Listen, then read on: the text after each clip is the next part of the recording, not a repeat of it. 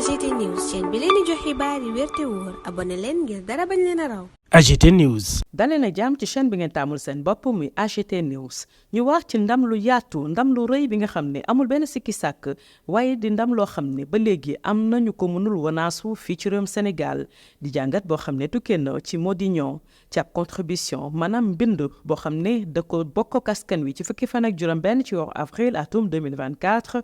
mu ngi doon wax kat ci ab contribution boo xam ne def na ko ci ndam li nga xam ne candidat bu président Ousmane Sonko Bassirou Diomaye Diakhar Faye am na ko ak projet bi di Pastef ndam loolee ba léegi am na ñoo xam ne da leen di tiital xaaju guddi ci seeni nelaw ndaxte nag mënuñu ko nangu te it dinañu def seen këm kàttan ngir rek tilimal ndam loolee jéem itam tas yaakaar gi nga xam ne askanu Sénégal am nañu ko ci ndam loolee nga xam ne gis nañu ko ci élection présidentielle yi ñu romb fii ci réewum Sénégal fi mu nekk nii dañu mel ni ñu jëfuur lu ne ñu ngi koy wax ci ndam loolee ndax nag mbañeel gi nga xam ne yàgg nañ koo dundal ci seen diggante ak Ousmane Sonko moo tax tey nanguñu benn yoon ndax teelu gi nga xam ne dal na ci seen kaw. sama bëgg-bëgg nag tey mooy ànd ak yéen ci ay laaj yoo xam ne dañ koo samp ci yenn ëttu yéenekaay mu nekk comme ni ñu koy waxee rek à la une benn bi mooy faut-il rendre l'appareil à Sonko maanaam daal ndax Sonko war nañu ko def na nga xam ne noonu la defoon président Macky Sall ëttu yéenekaay bi la muy wane mooy ne nag opposition bi nga xam ne tey ñoo nekkoon ci nguur gi démb dañu war a nekk opposition bu radicale mu yokk ci ne boobule opposition dañu war a jëfandikoo façon bi nga xam ne noonu la Pastef doon doxalee ak président Macky Sall nga xam ne dafa indi woon ci réew mi ab crise institutionnelle.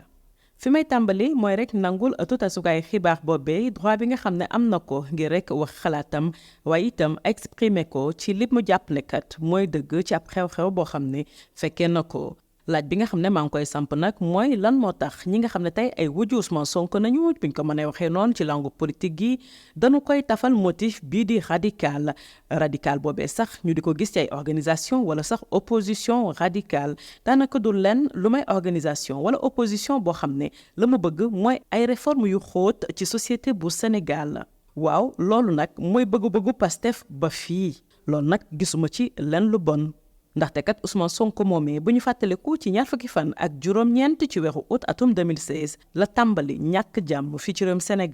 Sénégal nag dañ ko war a réformer ndax nag réew mi dund na ñaar fukki at ak ñeent yoo xam ne mu ngi woon ci gouvernance libérale ñu gis fi xeetu scandale bu ne lu ngeen xalaat lu ne am na ci ñaar fukki at ak ñeent yooyee dem nañu sax ba valeur yi nga xam ne ñoo ko moomal sunu bopp dañu ko nappaajee fii ci réewum Sénégal waxuñu nag ay taf yëngal réforme yu xóot moom la réewum Sénégal daal di soxla ndax nag kii di président Wade ak ki nga xam ne moo ko wuutu ci nguur gi ñoom ñaar dañu yàqeet réewum Sénégal rawatina juddub askan wi. ki ci jëkk muy Abdoulaye Wade moom dafa mel ni sax ku doon xas sénégalais yi naan sénégalais yi daanaka boo leen laajee sax fàtte nañu lu ñu réeree ndax gëmuñu lenn lu may koppar. dafa mel ni nag am na tuuti dëgg ci li nga xam ne wax na ko ndax koppar googee tax na ba Sénégalais yi ñàkk seen ngor ñàkk seen jom njub gi moom waxatuñu ko te it sàmmatuñu seen kàddu Ousmane Sonko Bassirou Diomaye Faye nag ak compatriotes yi nga xam ne ñoom nañu àndal dañu gëm ne projet Pastef boobee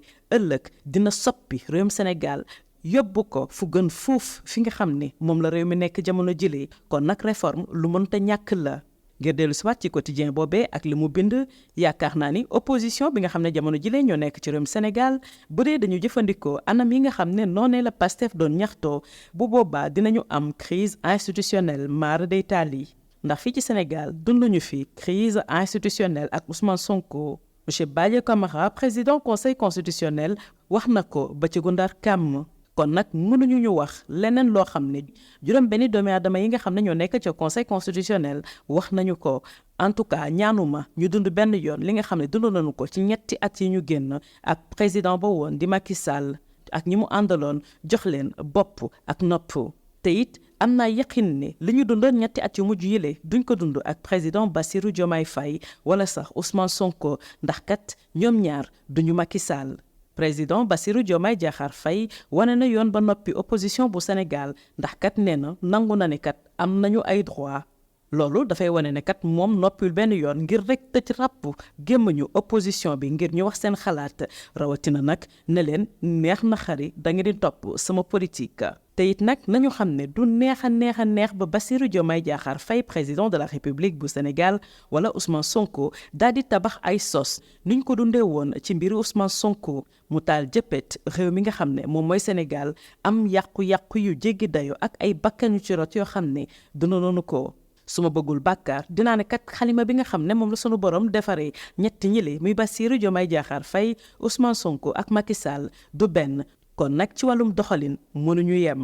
ma jukkiwaat beneen poñ boo xam ne def nañ ko ci une boobu Le Quotidien nga xam ne nag am na ñeneen ñoo xam ne sax séddoo nañu ko di fàttali bataaxal bi nga xam ne président Bassirou Diomaye Diakhar Faye daal na koy jagleel fonctionnaire ak agent yi nekk ci administration bu Sénégal mu leen di ñaax ñu daal di liggéey ci wàllum transparence waaye itam nekk ay nit yoo xam ne dañu exemplaire. sa ëllëg sa gis nañu quotidien boobee la mu ci jàpp mooy rek li ñeel délatation ak diffamation di loo xam ne duma ci yàgg ndax bu boobaa dama leen di jox crédit duma leen jiiñ ay hypocrite ñoo xam ne dañu malhonnête wala sax ñu xamul dara ndax nag taskatu xibaar kenn du xëy nekk ko. fa may tàmbale mooy constitution bu Sénégal bi nga xam ne moo ñu tënk ñun ñëpp mu ne kat citoyen bi dafa am droit am information. lu ñu gën a jege code de transparence bu union économique et monétaire ouest africaine di UEMOA moom dafa sàkku ci état yi nga xam ne ñoo ca bokk ñu daal di koy dugal ci seeni droit interne loolu nag Sénégal xaatim na ko jaarale ko ci loi 2012-22 bu 27 décembre 2012 jëm rek ci code de transparence ci wàllum gestion des finances publiques. duma wane nag protocole yi nga xam ne Sénégal am na ko ci digganteem ak CEDEAO rawatina Union africaine ba ci sax convention yi nga xam ne signé nañ ko ak mbootaayu xeet yi jëm ci wàllu corruption ndax nag document yooyu yëpp li ñu bokk mooy ne dañuy insister ngir citoyen bi daal di am information ci lépp loo xam ne jëm na ci wàllum gestion finance publique kon nag maa ngi sàkku ci suñuy compatriotes ñu daal di dem jàngat loi bu 27 décembre 2012 bu boobaa dañu xam li président wax am déet. bu boobaa itam dinañu xam ne président Bassirou Diomaye Diakhar Faye sax soriwul benn yoon ci wàllum transparence boobee ndax nag bu ñu demee ca loi ba dañu gis ne kat agent public bi daanaka mu fekkee ay jëf yoo xam ne dëppoowul ak yoon li ko war mooy mu siwal xibaar bi ndax bu ko defulee ba mu siw ay daan sax mën nañ ko gàll ci ndoddam. kon nag jàpp leen ne waxtu wi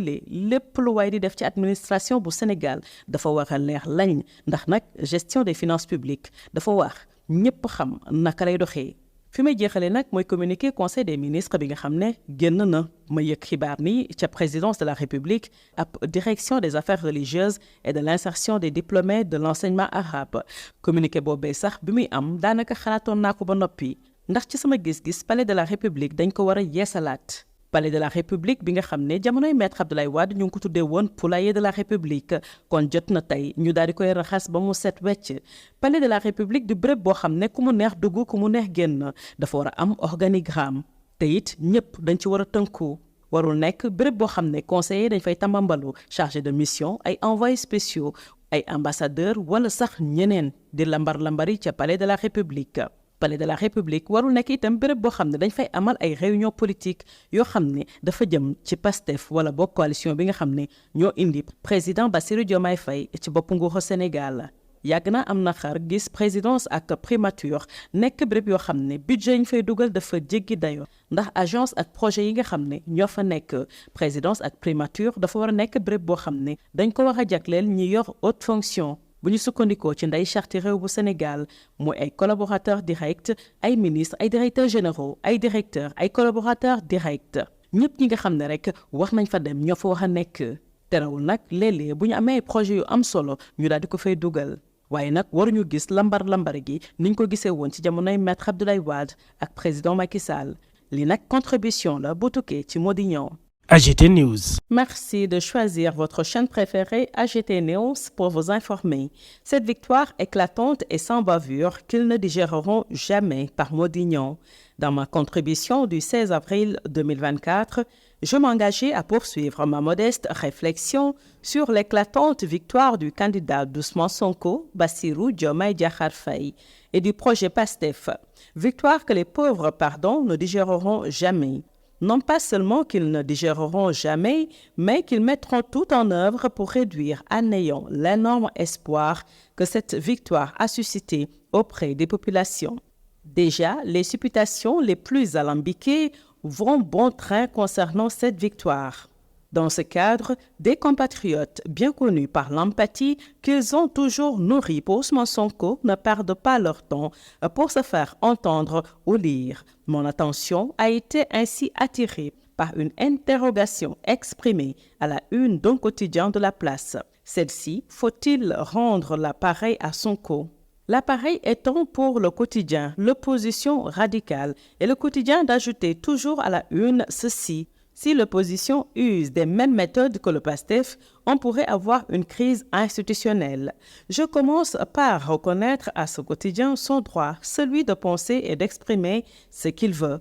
ce qu'il sait ou croit savoir de tel ou de tel événement. Droit que le modeste citoyen que je suis se reconnaît lui aussi, même s'il s'agit de la position d'un média. D'abord, je me pose souvent la question, savoir pourquoi les adversaires de Sonko se plaisent à lui coller le qualificatif de radical. Or, une organisation, une opposition radicale, ce n'est rien d'autre qu'une organisation, une opposition qui vise à des réformes profondes de la société. Oui, c'était là, c'est toujours l'objectif de PASTEF. Où est le mal qui explique tout ce que l'État lui a fait supporter depuis le 29 août 2016? Réformer de façon profonde le Sénégal, notre pauvre pays qui a vécu 24 ans de gouvernance libérale, avec son lot de scandales de toutes sortes qu'il serait long d'expliquer ici, et d'anéantissement de nos valeurs cardinales au profit des pires tares, ne mérite-t-il pas d'être profondément réformé? Des réformettes ne changeront presque rien des mauvaises habitudes que nous ont laissées les présidents Wade et son successeur Essosi. Le premier disait d'ailleurs de nous que nous avions du mal à nous souvenir de notre dîner de la veille et croyions qu'à l'honneur et à l'argent. N'a-t-il pas malheureusement raison si on considère la place qu'occupe aujourd'hui l'argent et celle lointaine où sont projetées les valeurs comme le ngor, le diom, le ndjoup, l'attachement à la parole donnée, etc. Ousmane Sonko, Bassirou Diomaye Diakhar Faye et tous les compatriotes qui croient au projet PASTEF, donc à des lendemains meilleurs pour le Sénégal, sont d'accord que des réformes profondes y sont nécessaires, voire indispensables. Pour revenir à notre quotidien, ils pensent que si l'opposition use des mêmes méthodes que le PASTEF, on pourrait avoir une crise institutionnelle. Mare d'Italie. D'abord, nous n'avons pas connu une crise constitutionnelle avec Ousmane Sonko. Que d'autres prétendent le contraire. C'est leur liberté. Ils ne peuvent pas quand même en savoir plus que lui et les 6 autres membres du Conseil. En tout cas, moi, je ne souhaite pas du tout que nous vivions cette terrible période de 3 ans au moins que l'ancien président Macky Sall et quelques-uns de ses acolytes nous ont fait vivre. Et je ne crois point que nous la vivrons car le président Bassirou Diomaye Diakhar Faye et Ousmane Sonko ne sont pas Macky Sall. Le président Faye a déjà rassuré l'opposition en affirmant lui reconnaître tous ses droits. Je ne vois pas donc la menace de la réduire à sa plus simple expression, ni lui dire sans état d'âme que cela lui plaise ou non, elle subira ma politique. Encore moins, il n'arrivera ni au président de la République ni au Premier ministre d'inventer une histoire comme celle qui a fait perdre 3 bonnes années à notre pauvre pays, avec toutes les conséquences désastreuses qu'elles ont entraînées. Si je n'avais pas peur de pécher, j'affirmerais que ce n'est pas avec la même formule que notre Seigneur a créé les 3 personnes. Heureusement qu'il nous a montré qui est réellement ce Macky Sall quelques mois et surtout quelques jours avant son départ du pouvoir et enfin du Sénégal. Évidemment, quelques compatriotes avaient déjà une idée de qui il était, tout sauf un grand homme. Donc, ceux qui souhaitent que l'opposition use les mêmes méthodes risquent d'être déçus, seront d'ailleurs sûrement déçus. J'aborde une autre idée exprimée à la une de ce quotidien partagée par 2 autres. On se rappelle de la lettre du président Diomaye Faye adressée aux fonctionnaires et agents de l'administration sénégalaise où il les encourageait à faire preuve de transparence et d'exemplarité. Dès le lendemain, ce quotidien, comme d'autres, n'ont retenu de la lettre qu'une invite à ce qu'il appelle la délation et la diffamation. Ce texte étant déjà long, je ne m'attarderai pas sur les accusations qui n'importent mon adhésion. Je ne les traiterai ni d'hypocrites, ni de malhonnêtes, ni d'ignorants. Ignorants, ils ne le sont sûrement pas, car on ne devient pas journaliste du jour au lendemain. Je commence par la Constitution à la portée du plus grand nombre et qui reconnaît aux citoyens le droit à l'information. Plus près de nous, le Code de transparence de l'Union économique et monétaire ouest-africaine, UEMOA, qui a recommandé à tous les États membres de l'introduire dans leurs droits internes, ce que fit notre pays en faisant voter la loi 2012-22 du 27 décembre 2012 portant Code de transparence dans la gestion des finances publiques. Je me garderai de montrer jusqu'au protocole de la CEDEAO et de l'Union africaine et aux conventions des Nations unies contre la corruption. Tous ces documents insistent sur la nécessité d'informer le citoyen surtout sur tout ce qui a trait à la gestion des finances publiques. J'invite mes compatriotes à ne lire la loi du 27 décembre 2012. Ils comprendraient alors facilement que le président Diomaye n'appelait qu'à la transparence et qu'il n'est même pas allé jusqu'au fond des dispositions de la loi qui obligent même les agents publics témoins de pratiques peu catholiques dans la structure où ils travaillent à aller dénoncer la pratique malsaine auprès de qui de droit. S'il ne le faisait et que par la suite l'on s'en rende compte, il peut être sanctionné. L'heure est donc à la transparence dans la gestion des finances publiques et c'est l'information des citoyens qui facilite le noble travail. Je terminerai par le communiqué du Conseil des ministres d'hier où j'apprends qu'il a été créé à la présidence de la République une direction des affaires religieuses et de l'insertion des diplômés de l'enseignement arabe. Ce communiqué m'a marché sur la plume car dans ce texte, je devais terminer par quelques idées sur la présidence de la République, sur le palais de la République, que l'on appelle de plus en plus, depuis la gouvernance de Wade, en tout cas, le poulailler de la République. Mon idée est que ce palais doit être rapidement assaini et retrouve son lustre d'antan. Le palais de la République n'est pas fait pour tout le monde. Il doit retrouver son organigramme, s'il en avait un, et le respecter rigoureusement. Il ne devait pas avoir de place pour n'importe quel conseiller, déchargé de missions des envoyés spéciaux venus d'on ne sait où, des ambassadeurs itinérants qui parfois ne savent même pas ce que c'est, etc. Il ne devrait surtout pas abriter des réunions politiques, surtout qui touchent de près ou de loin Pastef et sa coalition. Nous ne serions plus dans la rupture. J'ai toujours mal supporté que la présidence et la primature se retrouvent avec d'énormes budgets, hors de tout contrôle et gérant directement des agences, des projets, etc. La présidence et la primature devraient se préoccuper en priorité de leurs hautes fonctions nettement définies par la Constitution. Ils ont des collaborateurs directs, mes ministres, qui ont eux-mêmes sous leur tutelle des directeurs généraux, des directeurs, des collaborateurs directs, etc. Tout ce monde peut gérer et rendre compte régulièrement à qui de droit. Évidemment, tout cela n'exclut pas que de temps en temps, pour des raisons particulières, des projets ou autres services soient gérés directement de la présidence ou de la primature. Mais cela ne devrait jamais se passer comme du temps des présidents Abdoulaye Wade et Macky Sall. Je termine cette contribution par une précision. Elle ne saurait avoir pour objectif de donner des leçons à qui que ce soit. Je n'en suis pas d'ailleurs de taille. J'ai des idées sur des questions qui me préoccupent et je les exprime à travers des contributions comme des vidéos. Et je compte continuer le même exercice si notre Seigneur ne s'y oppose pas. Un texte signé Modignon. AGT News.